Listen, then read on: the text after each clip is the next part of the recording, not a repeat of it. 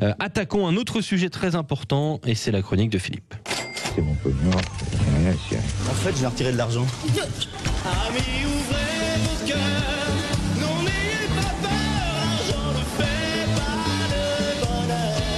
Shut up and take my money. Et oui, et la chronique de Philippe. Alors on parle d'argent comme toujours, hein, Philippe, de l'argent là qui n'est pas comme ça visible de prime abord, mais qui a bien son importance dans toutes ces discussions là. Nous sommes probablement et même sûrement en train de vivre peut-être les dernières semaines du top 14.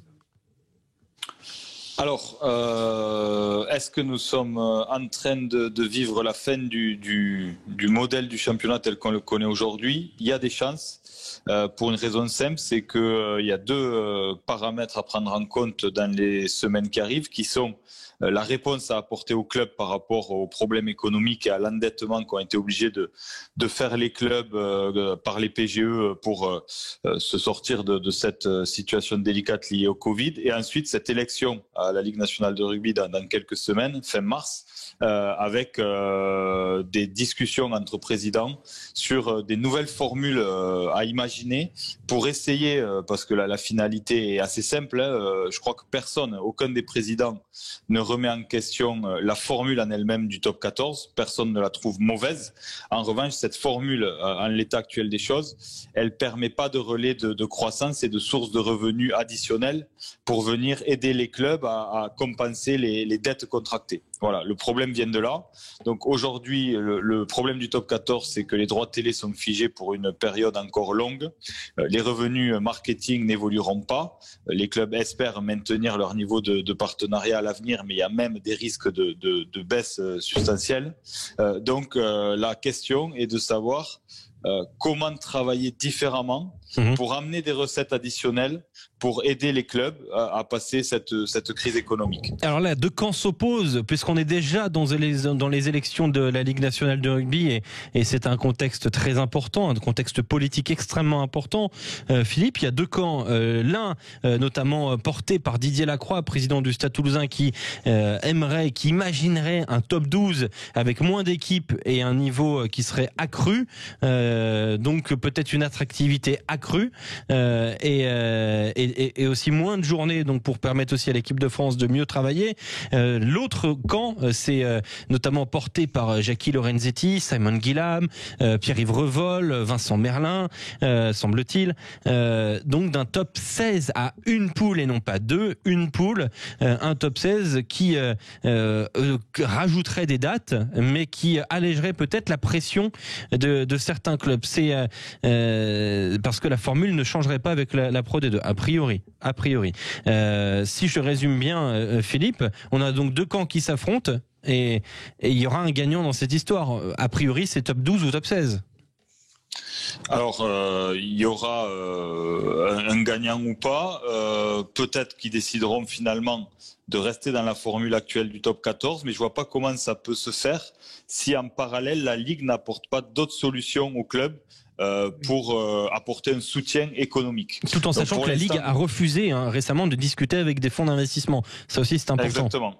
Exactement. Donc, a priori, en l'état actuel des choses, comme on est obligé de réfléchir à très court terme, je vois pas la Ligue revenir sur sa position et donc avoir une possibilité pour accompagner en direct les clubs. Donc, il y a de fortes chances, en effet, que ce sujet arrive sur la table. D'après les dernières informations, il semblerait que Didier Lacroix soit assez esselé sur sa formule de top 12, parce que la formule de top 12 évoquée, elle n'est pas juste de réduire le nombre de matchs pour renforcer l'attractivité et mieux vendre le produit. Les droits télé ne changeraient pas, le marketing serait difficile à optimiser dans le contexte actuel. Donc l'idée de départ de Didier Lacroix, c'était de laisser de la place libre pour créer une autre compétition en parallèle qui serait une forme de Coupe de France remise au goût du jour, qui permettrait aux jeunes joueurs qui manquent de temps de jeu de s'exprimer pendant les fenêtres internationales et qui permettrait de créer un nouveau produit marketing. Donc, il y a... Mais il n'y a pas d'adhésion, semble-t-il. Visiblement, la plupart des présidents n'y croient pas, ont du mal à voir les revenus que pourrait engendrer une nouvelle compétition qui serait une sorte de Coupe de France revisitée avec des jeunes joueurs, avec un manque de stars qui seraient pris avec des équipes nationales. Donc il y a en effet ce sujet qui revient de façon de plus en plus insistante, qui est un top 16. Où là, en effet, avant de parler du problème de calendrier, en restant pragmatique, même si ce ne serait pas de grosses affiches, puisque ça voudrait dire qu'il y ait 2 clubs, entre guillemets, un peu plus faibles qui rejoignent le championnat, ça permet d'avoir 2 recettes billetterie supplémentaires, ça permet d'avoir des droits marketing supérieurs avec des hospitalités, ça permet certainement d'avoir une petite rallonge de droits télé par rapport au nombre supérieur de matchs. Donc, de façon très matériellement concrète, le top 16, visiblement, répondrait plus aux besoins court terme des clubs.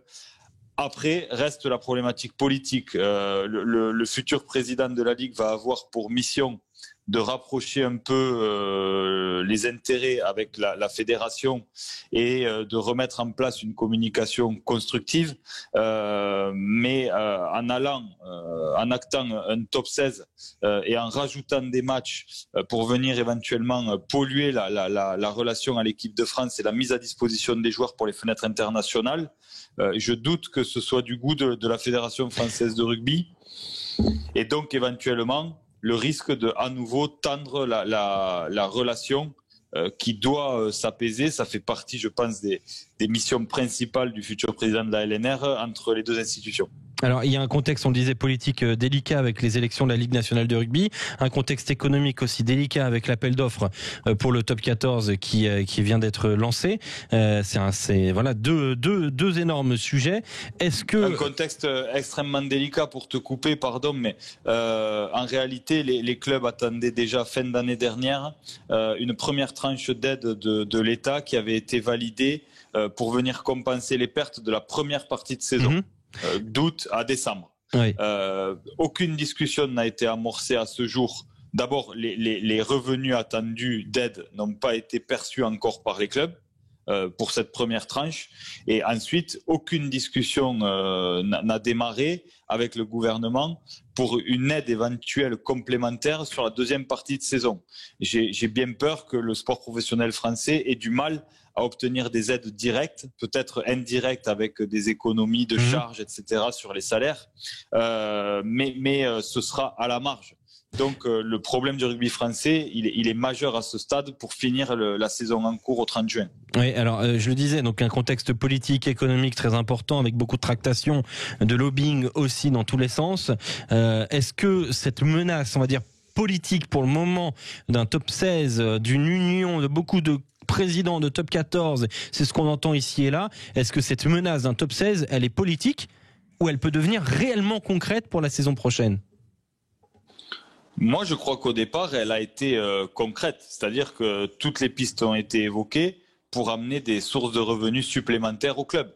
On le sait, on est figé sur les revenus liés aux droits télé. On a très peu de latitude sur les droits marketing qui sont les deux sources principales de revenus. On sait que sur la billetterie, c'est très dur d'aller chercher de nouvelles ressources. Donc, je pense que l'idée est arrivée sur la table de façon très pragmatique et pas du tout de façon politique. Et que maintenant, par contre, elle va devenir une question politique puisque a priori Fontenot s'étant retiré de la course à la présidence, je pense très personnellement que Vincent Merlin va être seul parce que il n'y a jamais eu de vraie on va dire bagarre à la course à la présidence. Vous savez, il y a 30 clubs, il y a 30 votants, donc c'est facile de faire le tour de piste et de prendre la température. Je pense que ni René Bouscatel ni Alain Tengo n'iront se battre face à Vincent Merlin si en passant 4 coups de fil ils se rendent compte qu'ils auront pas les soutiens. Donc, attendez, messieurs, quand même, c'est un sujet où on est sur la politique et le business et le financier pour les rapports qui amènent au club. Mais attendez, il faut quand même regarder le côté sportif. Les joueurs, les mecs, ils sont rincés, ils vont à l'équipe de France. Exactement, ils vont à l'équipe de France, ils reviennent. Avant, c'était la même cadence. Et on s'en plaignait pas parce que t'étais et à côté, tu vivais ta vie, t'avais ta famille, t'allais manger au resto, t'avais tes week-ends, etc. Maintenant, les mecs, ils sont confinés, entraînement. Ils voient personne, ils sont dans une bulle. Un coup, ils sont testés dans des cotons-tiges 4 fois par semaine dans le nez. Les mecs, ils explosent, ils sont rincés. Et en fait, c'est pas sur le côté peut-être physique qu'ils sont rincés, c'est même sur le côté psychologique. Dans le milieu du sport de haut niveau, c'est un ingrédient qui est primordial pour moi. Et honnêtement, quand je vois peut-être une pléiade de blessés pour l'équipe de France, c'est dû aussi à tout ça. Oui, mais alors il faudrait évidemment, si un top 16, refaire une convention, refaire une grosse négociation entre la fédération et la ligue pour peut-être limiter le nombre de matchs par joueur, par joueur qui ferait partie d'un groupe.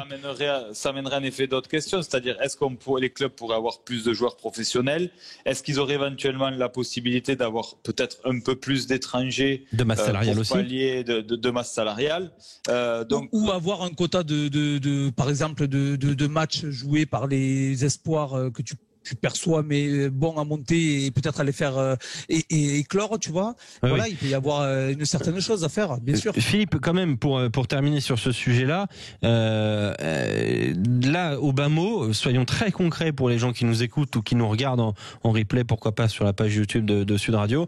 Là, si aujourd'hui on doit voter un top 16, quel serait sur les 30 clubs professionnels, d'après toi, je te demande pas un chiffre précis, mais une échelle, quelle serait d'après toi l'ampleur du vote en faveur d'un top 16 aujourd'hui? En réalité, les clubs de Pro D2, pour moi, qui sont moins directement concernés, voire ceux qui sont éventuellement candidats à la montée, et donc plus facile de monter tous les ans, seraient favorables à un top 16. Pour moi, un nombre important de présidents de top 14 ont l'air d'adhérer plutôt à cette idée. La majorité des clubs de Pro D2 ne s'y opposeraient pas. Pour moi, si ça répondait aux problématiques économiques des grosses locomotives de cette Ligue nationale de rugby, parce qu'encore une fois, pour rappel, la Ligue nationale de rugby, son budget est fait par les droits télé à plus de 80%, qui sont optimisés par les gros acteurs de top 14. Du coup, Philippe, là clairement, on peut le dire, on n'a jamais été aussi proche d'un top 16, d'un retour au top 16. Là, clairement, le vote ne serait qu'une formalité, entre guillemets.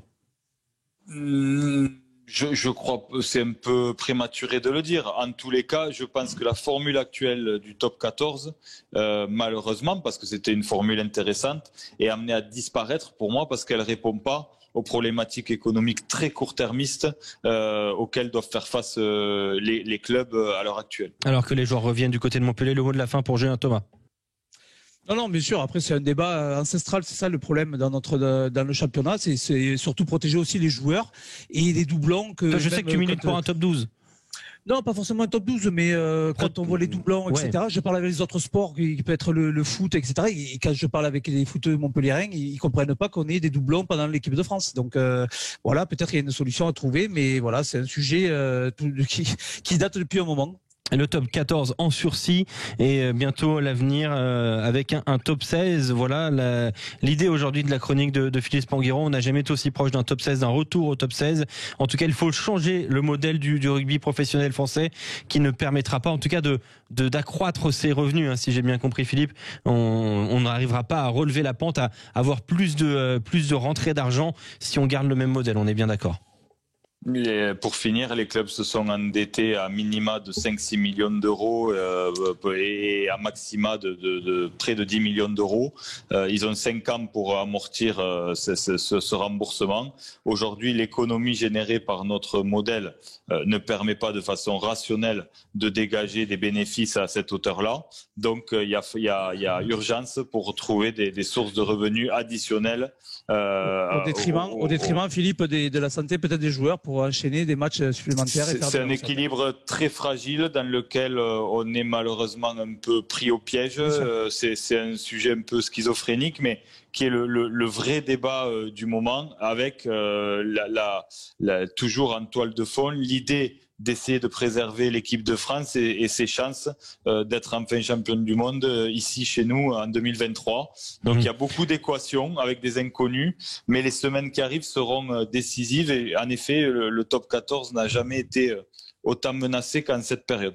Ouais, et on suivra évidemment ce dossier-là. On te retrouve à la fin du match, Philippe. On fera cap au sud évidemment, puisque le Vendée Globe connaît désormais son. Préparer la petite musique de joie pour les pronostics. Bien sûr, les pronostics aussi évidemment avec nos deux parieurs fous. Et puis on évoquera aussi la semaine des Bleus du côté de Nice. Mais tout ça après le match entre Montpellier et le Racing.